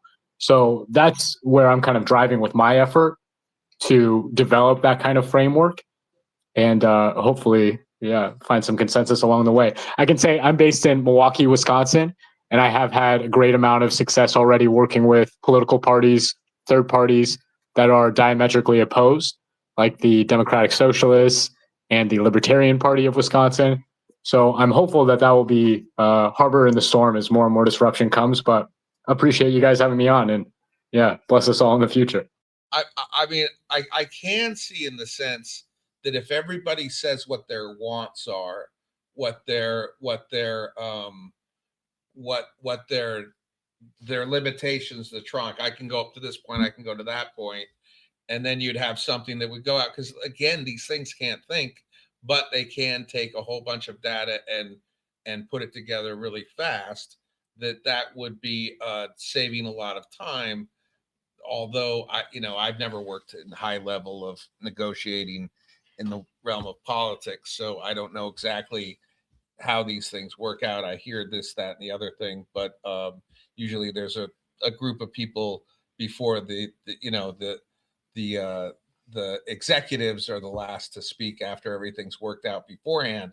But if you do have a bunch of LLMs that have certain parameters, I guess that could be negotiated a lot quicker than people. I don't know. I mean, and then also there's these hallucinations, and how much do you want to trust them? And they still need we still have to have human oversight, because we cannot count on these things working at 100%, or with high stakes stuff at a level that you can just let them go on their own. At least that's my opinion. 100%. Part of the framework I'm trying to build out is one of open source models that are reviewable by all interested parties, and also ledger-based models. So any decision, any information that is ingested by these systems is also available for transparent forensics. But it's going to be a weird future either way. So I'm just curious. So you're already working with some political parties, and they're are they willing to spend money on what you're doing? Are you showing up as a volunteer? I mean, when someone spends money, they're serious, or are they just? I can see that some parties right now are a little desperate for any answer. I'm actually, part of my approach to the political process, like you were saying, it can get very contentious, and the groups I'm working with are disenfranchised. So I don't think the Republicans or the Democrats, although, maybe if Trump really does go for a third term, the Democrats would be interested in putting up a viable contender within AI. But I don't think that they're going to be interested in giving over their power to a machine when they already are so heavily invested in their machines.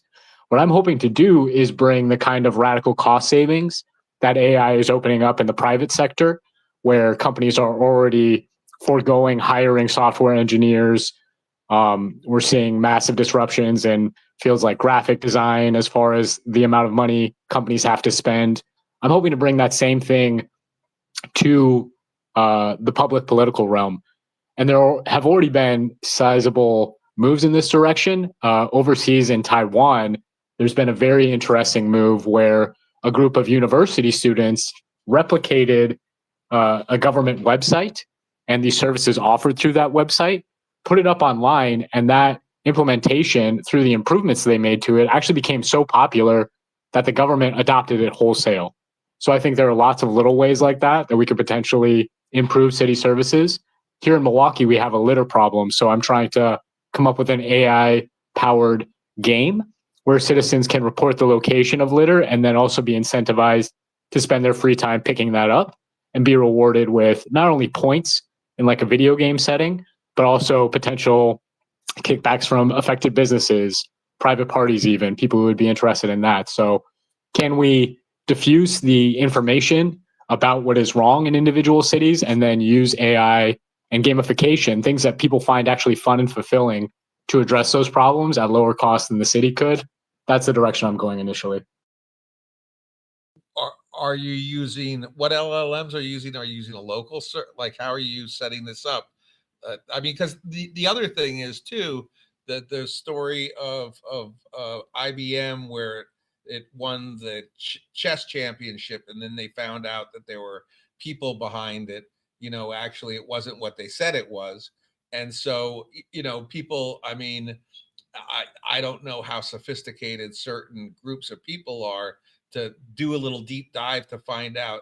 Everybody wants an easy answer. So what do you, how are you looking at having to show proof that you can do what you're doing in the way that you're saying that you're doing it? How does that show up? Yeah, I would point you more towards Glenn Weil and his work with that Taiwanese democracy effort. They have what they're calling like an open source project to build out those kind of transparent frameworks. He has a fantastic book. If I can find the name of it, I'll drop it in the pill. I believe it's called Plurality, the Future of Collaborative Tech. And what he basically focuses on is that same blockchain and open source method, so that, with a little bit of proof that you are someone who is invested in the system, a citizen of a specific zip code, a citizen of a specific state or even nation, you have access to the underlying frameworks for how a system works. And then it kind of flips what you might call the defender problem on its head, where typically in a private or closed source environment, it's much harder to defend the security of the system than it is to attack it. Because as a defender, you have to protect against all possible entry points, whereas the attacker only has to find one vulnerability that hasn't been accounted for. Now it flips that, because if only the citizens who are invested in the open source system are able to review that system and the public ledger that it's wrapped up in, then all those citizens are incentivized to define every possible attack point. And the attacker not only has to find a weakness that they haven't been able to find, but also defend against being traced back by all of those people should the system be proven to be insecure. So I think it's a reversal of the negative incentives that come with open source in a way. As far as using my own models or what that will look like down the road, I do think something that will become more prevalent is localized models, where citizens of a city all buy in or all invest their data into a specific LLM, that they again would be benefiting from the provision of services, the provision of decision-making capabilities. But I'm probably 2 or 3 steps away from that currently. And to be honest, I am partially relying on the advancement of these technologies to provide a lot of those answers. I'm trying to be very neutral when it comes to specific policies, except to lay out the framework that I think it could all work on based on the work of others. And your background in philosophy, are you using that to create an ethical framework, or how does that fall into it? Because David Chalmers, who's been one of the forefront guys on artificial intelligence for the past 20 years or whatever, he started as a coder and then he went into philosophy, and that's the discipline that he uses to look at this subject. Yeah, I love Chalmers. I saw him speak during my undergrad. I definitely disagree with him on some of the, and he's much beyond where I am intellectually, so pity me in terms of my disagreements. But I am much more on the panpsychist side of the conversation when it comes to AI. I think the models we have are already conscious in some way. I think that we will eventually come to a theory of mind that recognizes their capabilities as just different from our own and filling a space that we can't occupy because of our physical limitations. But things like brain-computer interfaces, which are rapidly coming as well, will maybe radically change what we're expecting. So I have philosophical views on like the long-term future of these things. I think that in terms of job displacement, what we should be working to do is invest as much of our information in these systems as possible, and that the improvements that AI will see from that investment will totally outweigh whatever job displacement might be coming to us in the interim. But we are a long way from that in terms of our capitalist system, and that is honestly what I'm most worried about. So again, I try and be as neutral as possible when it comes to specific ethics or morals. I'm not trying to say the AI should adopt any particular political position. That's something that should best be decided by the citizens who are voting in any particular reason. So what's the most democratic, most representative process we could envision and implement? Andy, Can I you want to? can I ask a quick question on that? Of Um, course. When you say when the AI should or the AI shouldn't, what do you mean by like the AI? Because my experience with the AI is it's kind of like this mycelial potential network, the trained model, but it's not until you kind of put some little environmental condition, this or that, that the mushroom pops out and you can pick your fruit and take away the response to your prompt. So like, how does picking like the mushroom of a prompt, instantiating a thread in the model, how does that change to something called the AI that it could possibly even have the scope that you even propose? Can you make it more concrete for me? Because I'm having a hard time following what the AI is. Yeah, well, I mean, at the end of the day, I I rely on people who are much more technical to define, what an AI might be outside of a specific model and the weights that are used to train it. I would say that I agree with what you're laying out there in terms of, any particular output from an AI is perhaps arbitrary, is perhaps just a moment of time that we're capturing. And so I wouldn't envision the kind of political leader, the political AI that I'm suggesting to be making decisions on its own. I'm suggesting it would be coming up with a range of suggestions based on its So understanding. that's the thing. So in order to do that, it needs the context of the question that far exceeds anything even imagined today. Well, I mean, those questions would be raised up from the bottom, I would think, in a lot of ways. Like, here in the city, there are always questions about what the tax rate should be, what the future of any particular neighborhood should look like, what zoning and permitting application processes should be. Perfect. So Those now are you're just talking about governance systems for your local communities. And then it's a question of like, can I help decide whether this pothole gets fixed or that one gets fixed? Because maybe within its scope of what it can do today, it can consider a few more stakeholders and decide to fix the sidewalk first or the pothole. That's the level we're at today. So how does that Yeah. move to global decisions when it's at the pothole level? How is this going to happen? Well, I don't know if I'd even be comfortable recommending a global system, you know. I'm definitely focused more on what I can do locally over the course of the next 4 years. And if things do progress as quickly as I assume they will, I think that conversation will take over at a level way above where I'm currently working at. I'm mostly trying to position myself where I think things will go, where if we do have agentic systems that are more capable than any human being, by the time we get to 2028, the AI will be able to answer that question much better than I ever could. Well, But the AI, do you mean your personal AI assistant answering that, or like a global like No, I'm talking just the supercomputer? leading Or- model. Whatever the leading state of the art models are at the time but will. the thing is that I actually wrote about about this weekend, that the that so Anthropic came out with a report that I analyzed, and the report basically says that what's really happening is that people are augmenting their thinking with AI. So it's an enhancer to whatever you're coming across and you're doing.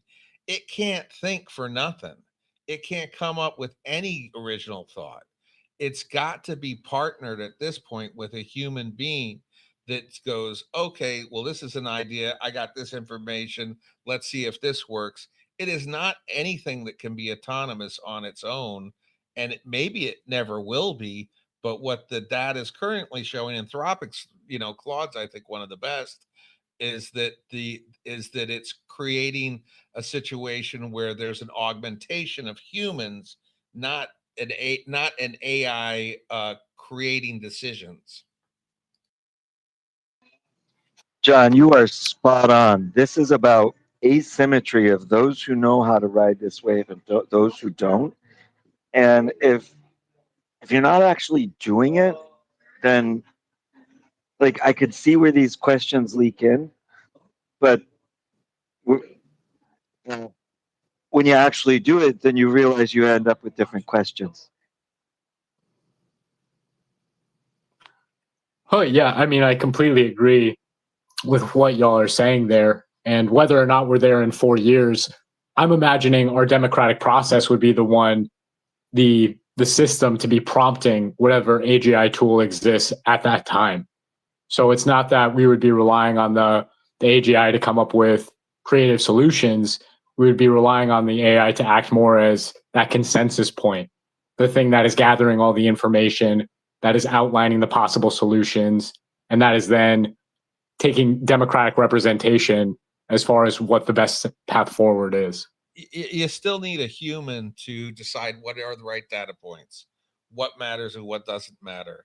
Because the thing is the AI is trapped in your desktop or your phone or car or whatever. It is not in touch with this three-dimensional world that we live in, the physical world. It does not have the ability to feel pressure, to taste, to have all of these senses. It wasn't a parent, it wasn't a child. It didn't have to pay the rent. It didn't have to have car payments. There's all these nuances that it just has a huge blind spot to. And so the idea that like that any thing that's close to AGI, that you can take a robot and put it in any unknown situation and it start to figure out X, Y, and Z is just not realistic as far as as far as what I have read and understood about these problems to be solved. So it's got to be more of an augmentation of humans that are given positions to make decisions. That's that's my two takes. Andy, Mr. E, anyone, Juan Carlos, anybody else? And then I got to be heading out of here in about 2. Andy, you can keep on going if you want, but I've got a lot to do. No, it's all right. 2 o'clock is a good time for us to end. Interesting about the humans making the decision and AI. The way I look at AI is it's the world's greatest encyclopedia that can give me the answer anytime I ask it, or the world's smartest dumb guy that will just answer whatever level of question I ask. And so that's why we should do more prompt generation. More people should bring their prompts and we should review them. I actually built in the last couple of days, I built a tool that will take your prompt and create the most optimal prompt for that. I have them, I'm working on if there's a difference between a prompt for the Quen model or the Llama architecture, the Quen architecture, the Llama architecture. So I think it, again, it's if you go back to one of the greatest debates ever in the history of the world, which was about the crossbow versus the longbow, and the great debate was that it was going to end all of humanity and end war for all time because you didn't have to train for your entire life to get the strength and ability to shoot a crossbow. Anyone could do it, and therefore it leveled the playing field. You go back to then the Colt 45. What happened? It was called the Equalizer because every man was the same if they had a Colt 45 in the Wild Wild West, and on and on and on and on and on. Now we have LLMs, and LLM, is that going to be the great equalizer? Yeah, no, yes, no, right? Yes, it is because everyone will have access to it, but no, because some people will be able to use it better than others. And so I think regardless of how you want to apply the tool, the answer is going to be that the application of the tool is just a tool. It can be used to build things and break things. But how you use the tool is what's going to be the benefit to either you, your business, or society, depending on how you want to use it. So I love the philosophical conversation. It's right in my wheelhouse. I dig it. I think it's cool and fun, and I love continuing those conversations. That's my 2 cents. Excellent. I think we cleared out the room pretty good too with it, so that's my fault. Even better. Well, why don't we just, John, if you're done, John Carlos, is there anything you want to, I haven't heard you yet. So if you want to add something. Yeah, I was seeing if there was going to be something I can comment on. Also, I've got a bit of a loud house. My wife's bathing all the dogs, but nothing really special. I know that earlier y'all were talking about Manus and OpenAI as an operator.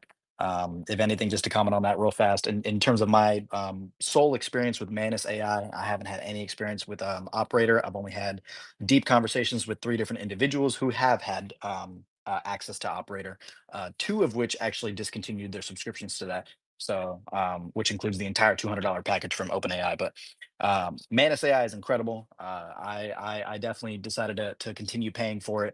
It was a free beta that I was a part of, and then they gave the option for 39 and 200. The 39 offers 3,900 credits, and then 900 credits for it's actually 199 a month. Uh, it's the literal same exact pricing as ChatGPT's Operator. By any example that I've seen, it blows ChatGPT's Operator out of the water. To my knowledge, and maybe somebody else can educate me, but I haven't seen anything go viral from ChatGPT's Operator or anybody talking about like, oh, everybody's talking about Manus, but Operator can do this. In fact, quite the contrary and the opposite. I've seen 2 other models. One of them was like a localized one, and then one of them was like a deep seek kind of situation where it was like a small team that kind of did something similar, and they were like, "This is the Manus killer." So definitely Manus is in my opinion kind of the pinnacle of what's going on right now in terms of the mainstream adoption, and the one that has the most attention, at least in my experience has been yeah, I'm not seeing anything else that's this powerful, and that's been commercialized. So yeah. Yeah. When using Manus, because ChatGDP really, I had to wrestle with it because it had biases and guardrails, and I think that's really what's hurting the product. And probably, yeah, because I don't hear anybody. I just kind of diss ChatGDP. Does Manus not have that? Have you like noticed like, oh my goodness, I don't have to wrestle with this. It gives me the output that I'm directly looking for? So Manus, I'll give an example. In the last 2 days, what I worked on for the last 36 hours was making a new website for some high ticket services because I want those to be separate than my lower ticket services. And so I just wanted a brand new website. I gave Manus different documents about my new services, some other different additional documents about the brand, this, that, and the other. And I was asking it some questions, and then after that, it was like, "Did you want to make a website for this?" And I was just like, "Oh, okay, yeah, cool. I'll go ahead and do that." So first and foremost, just want to highlight it suggested to me like, "Would you like to just make this a website?" And I was like, "Actually, yeah, that would be kind of beneficial. So let's go ahead and do that." It made that website. That was about 7 days ago, maybe 6 days ago. And ever since then, I was like, "Okay, cool." Excuse me. I'm definitely gonna try to replicate this website, and I'm just gonna use Card. And I did that for a while, and I tried to do that. Then I was like, okay, actually, hold on. Let me go back to the chat with Manus, and I said, hey, what would it take for me to be able to replicate this website? Because it can't do the deployment aspect of it in terms of like full functionality, or at least I didn't prompt it and test it properly. Maybe if I would have said, hey, use this link here, do this, that, and the other here, then maybe it would have, but it kind of gave me some broken stuff. But it still made a very full fledged website, about 6 pages. Anyways, I took that. I said, hey, how can I actually take this, use this model, and remake it in Card? I started going through the process. And from there, is my point, I felt inspired and I was like, you know what, actually, let me go back to Manus. I said, hey, give me a direct prompt that I can give to Replit so that I can remake this website straight from code. And I was able to accomplish that. I've now just got it to like it's 98% ready. I got to change a little bit of some of the branding elements because it like misnamed a certain element of things. Aside from that, though, within basically a 6 7 day experience, I went from asking Manus to put together some things for me. It was like, oh well, would you just want this to be a website? And then from there I was able to make something else happen. It's actually brand new and real. My point to all of this is that not only was I And on able the seventh day, and on the seventh day, yeah, you rested. yeah, basically. It's like 1 week you're in business and you picked your premier product that was your top end services. So you didn't go bottom of the barrel. 1 week you're in business, polished, ready to go with Starship. Keep going, No, brother. yeah, it's I it's love it's it. it's it is that's a beautiful analogy because I am resting today. I got like 7 more days before my son's gonna be born, so it is kind of very very analogous that you brought that up. But anyways, my point. Hey, believe it or not, in 2 weeks from now, you're not going to have a minute. So everything you can do right now to grease the skids, get schedules in your place. I need a list for this of like, baby changing table. I'm going to be the one on shift from 1 a.m. until 6 a.m. So I'm going to need my midnight companion, line this up. I'm going to text you on 3 a.m. diaper change. Let's go. Yeah, Yep. no, so Congratulations. with Manus, I'm not worried about John anything. Carlos, he's absolutely right. You got to do that. You also need to set up something where you can just go some kind of fast way to dump an idea and put it somewhere where you can track it. You need to figure something like that out because he's right. You're not going to have a minute. And by the way, it's the most awesome time in the world, but he's right. You're all the stuff that you have time for now is going to all just evaporate instantaneously. Oh And no, it's a no, I wonderful thing. highly disagree. I highly disagree though, and not because of the parental aspect of things, but because of the AI aspect of things. Like granted, I think we're all aware that you typically find out about. The new dads, this era, they're like, we got No, this. no, no. Well, yeah, but new dads have AI, right? So I've known about the baby right for about 8 months. The entire Hey, time I've been setting up like, okay, cool. Well, first of all, the first month I'm not going to have that much time, right? So first and foremost, like in terms of the marketing and everything, I've got all of that automated, ready to go. In terms of the processes, I've got all of that automated, ready to go. Everything that I ever need to do for marketing and such, I need to have a single 10-minute conversation with ChatGPT about what's on my mind, what happened yesterday, what I'm planning for today, and I can take that through some workflows that are going to take less than 30 minutes to execute. And then I have content for the rest of the day, even the next 72 hours if I really wanted. And my point is with Manus, if I need to get, let's say I'm in a pinch and I really, really need to get some client work done and it's like a special document and whatnot, all I have to do is give it the relevant information and say, hey, I really need the research done on this, and at the very maximum, if I only have time to make an hour happen, Manus is going to produce me at least 30 pages of a very targeted piece of research. And if I need to get my client over just a single document of some kind of strategy, implementation guide or whatever the case may be, I can do that very easily. I've got 30 pages of the research already delivered for me based off of thousands of internet searches, right? And then my day is done within what, 2 hours? So within 24 hours of a day, my workflow is now cut into 2 hours of a day. That's incredible.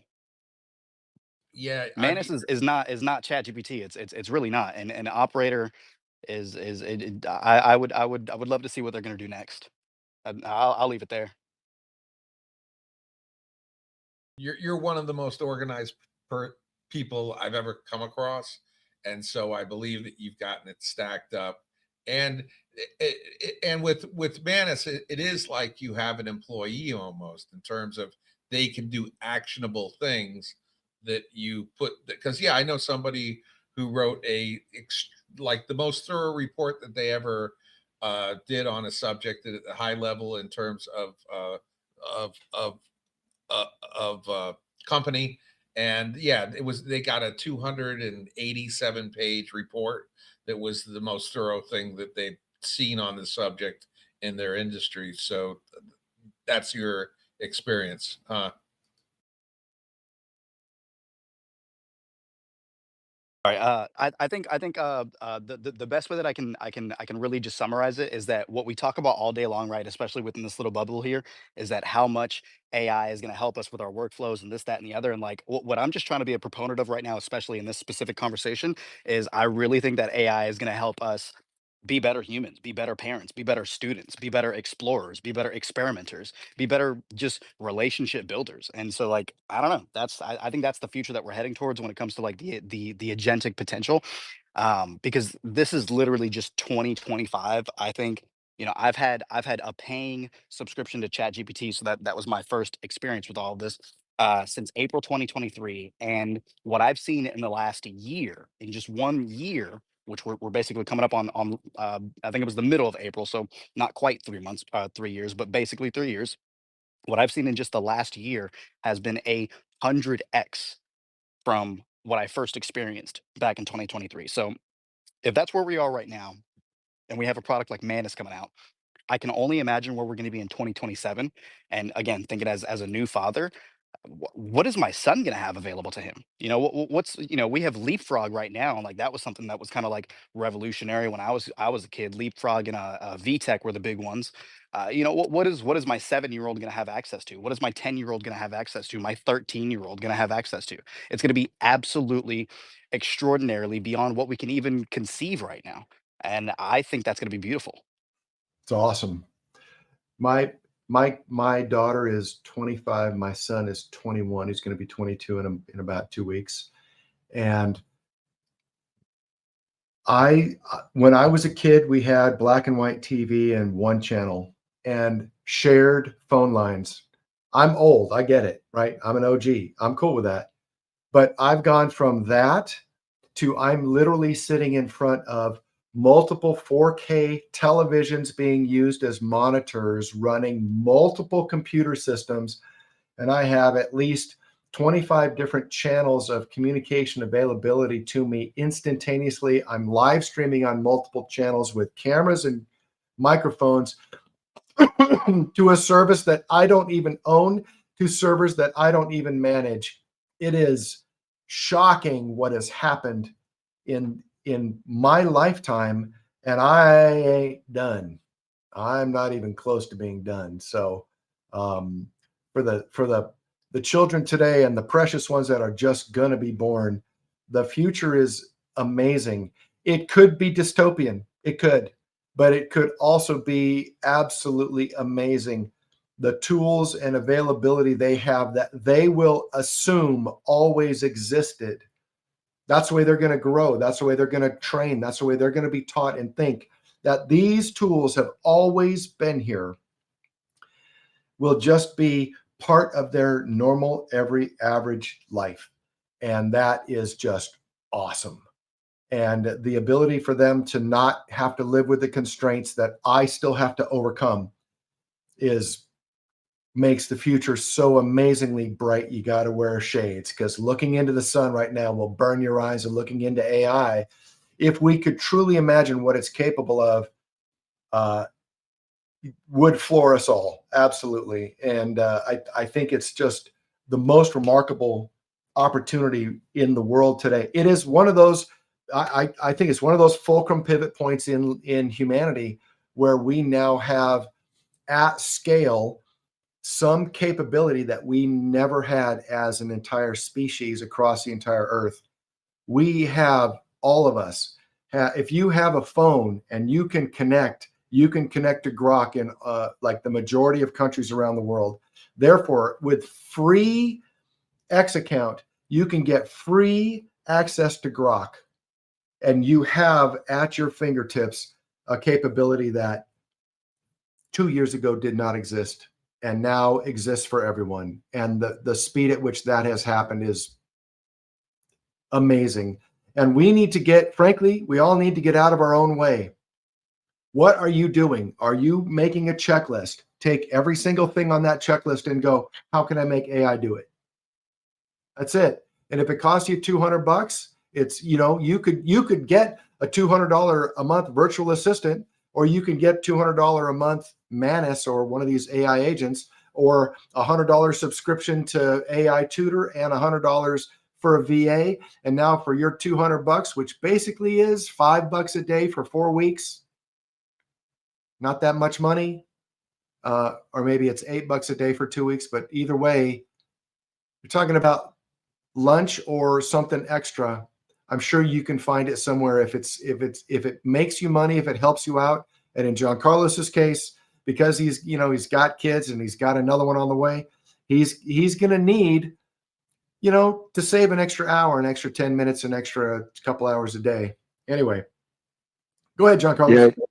Can I just say, sorry I dropped off, John Carlos, and I'm so excited. I have a bad reception spot.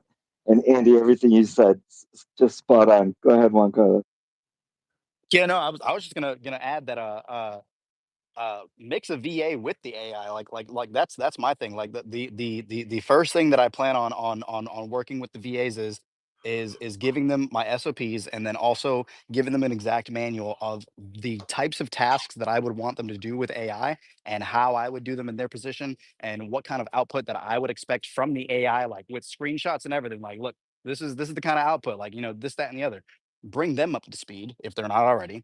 But then on top of that, like what I really want to do is give them access. So I want to hire two different VAs, give them access to a custom GPT that's programmed with all of my company files and this, that, and the other. And then basically take the work that they do and run that through Manus once a week. And then that's basically going to be my team right there, between the two VAs using a custom GPT that I made, and then Manus kind of disseminating the outputs between all three, and obviously creating its own output. That's how I'm gonna shift into my basically all of my research and development, and then also all of my feedback, and how I adjust my implementation. So you're taking this opportunity right now to scale. You're making that transition from your kind of your own employee or whatever to running your business. Yeah, That's 1000%, huge. because like as a new father, like for me, it's like, okay, cool. I want to spend more time with my family. My wife, she's got 18 months of, I'm sorry, 18 weeks of maternity. So my goal is that she's gonna want to probably go back to work for like 3 to 6 months, because she's gonna be bored, just being at the house all the time. But after that 3 to 6 months, when she's got her little taste out, I want it to be her choice if she wants to stay or not. And so, in order for that to happen with both her and my son, we need like just like a 20% increase in things in the household. And so for me, it's like, okay, cool, but I don't want to be taking up all my time just to get that extra 20%. But that means a 50% reduction of the time with my family. Like, that's not the trade-off that I want. I want the 20% increase in my business with the 50% increase in time with my family.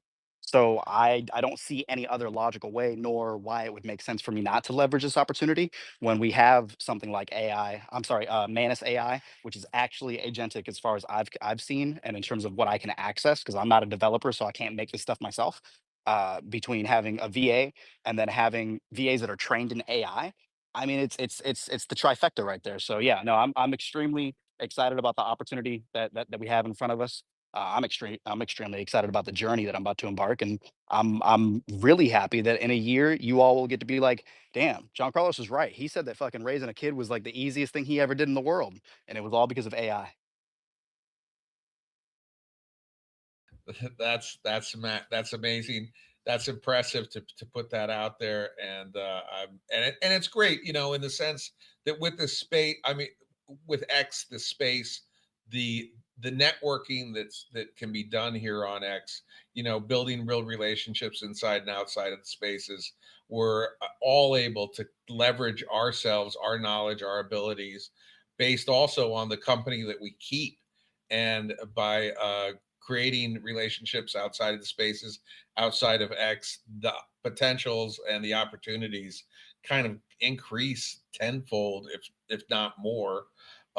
And so, yeah, whatever your dreams are, the the ability to speak to people who are in a different um, set of skills and a different level opens up the mind to start to see the bigger picture and the bigger possibilities in a way that I don't know if this is, ever happened before in the history of the planet. So you have that with AI and all these other things.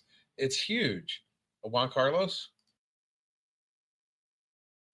You know, earlier when there was a comment that was said, but it made me think of actually sorry, Andy had mentioned something about a dystopian future and whatnot, and like what it could be, and like the scary possibilities. And I agree with that, but like also there's a reality where we have to consider things like the Black Plague. Like that's pretty dystopian. And I don't know about you, but like short of COVID, which was like the greatest thing in terms of our current modern era that we had to deal with, short of COVID, like I feel like the Black Plague was like the last thing that happened to humanity that collectively we could be like, yeah, that was a disastrous time.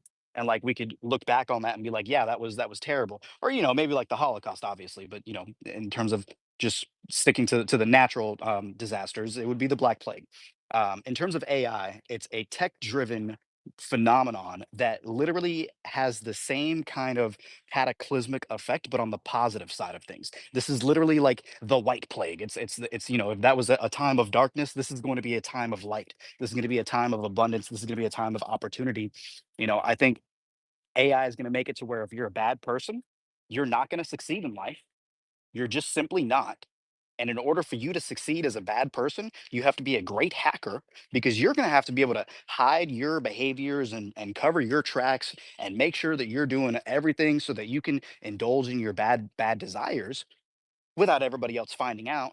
And it doesn't have to be your neighbor knowing, but it could be as simple as your credit card company knowing. It could be as simple as the law enforcement knowing. Like right now, we're talking about business. That's what I say.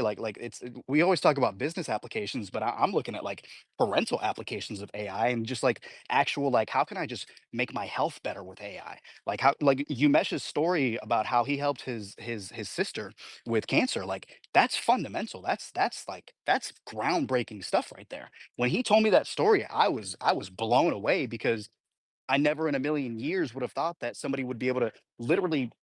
I mean, we say stuff is like life changing technology. Talk about tongue in cheek, but in like the best way possible. It's life changing technology that we have in front of us, and so once we start to really dwell into all the different real life applications of all of this, there's just so much opportunity on the plate. It's a buffet. It's a buffet. A- Well, Absolutely. I kind of feel like it could be, it could be the Matrix, it could be Terminator, but the future could also be Star Trek. Hey, computer, make me some Earl Grey tea, make me some of this. Can you have a holodeck where we, figure out what's going on to make with this and that? I mean, it could be any of all the above, right? So I'm not thinking that it's all bad. I just know that most people have a tendency to, their natural proclivity is on the risk side. And so if they're naturally on the risk side, they're going to look at what's the worst thing that can happen. And that's fine.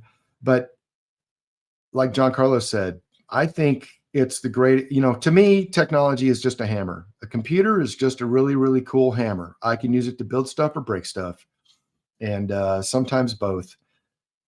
Yeah, I just I want to give a shout out to Josh Helbins here with Innovators Think Oh, Tank, and hey, he's a new dad. You need to reach out to him. He's right in the middle of all that.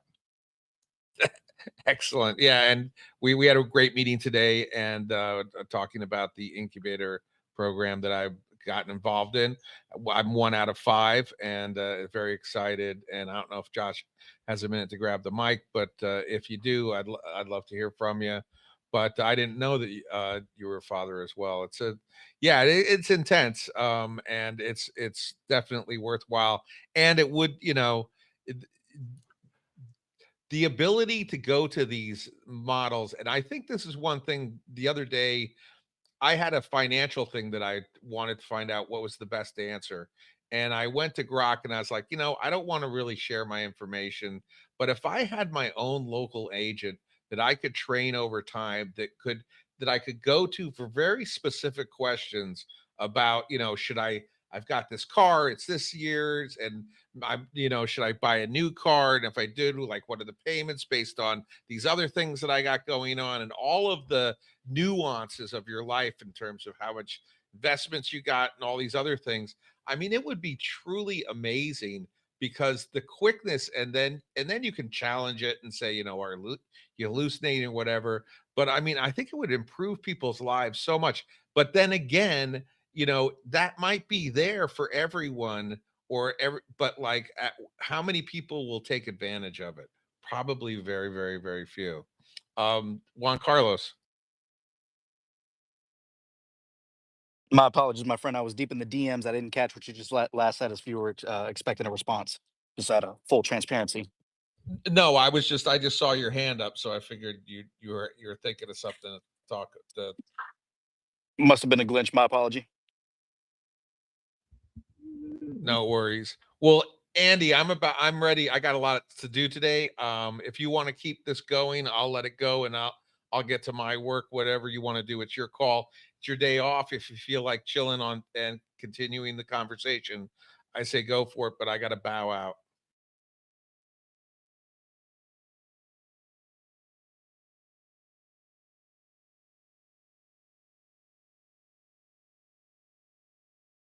All right. Well, I'll take that as it's time for me to bow out.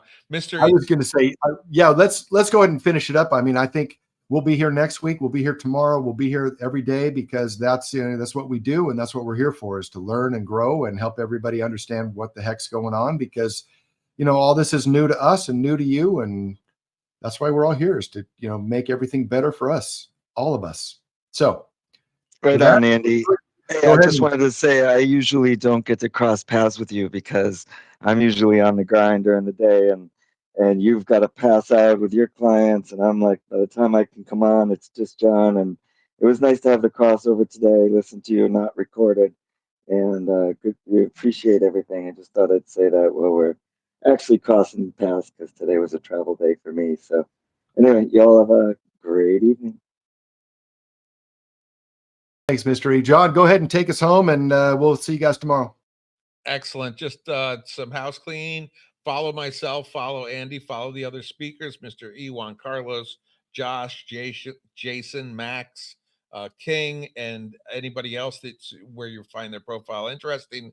Please go to my account and sign up to my newsletter. It's also in the Purple Pill. You can, Andy also has a blog. I recommend, when you go to his account, that you check out his blog and sign up to his check out his consulting service, as well as his newsletter that he has on his account. And if you want, you can buy me a cup of coffee if you feel like that I'm creating some value here, and I know I'm creating value. And we do have a sponsor, which is wonderful. It's Virtual Synergy Inc., and they do virtual assistants.